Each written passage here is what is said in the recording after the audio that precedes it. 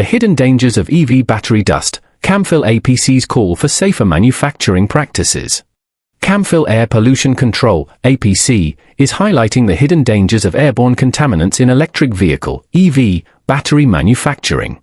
Their latest blog post discusses the risks associated with toxic dust particles such as lithium, cobalt, nickel, and graphite, which can cause serious respiratory health issues for workers.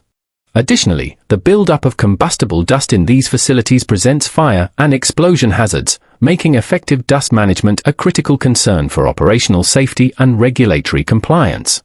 To address these challenges, Camfil APC emphasizes the importance of tailored dust collection systems that capture hazardous particles at the source, ensuring cleaner air and a safer work environment.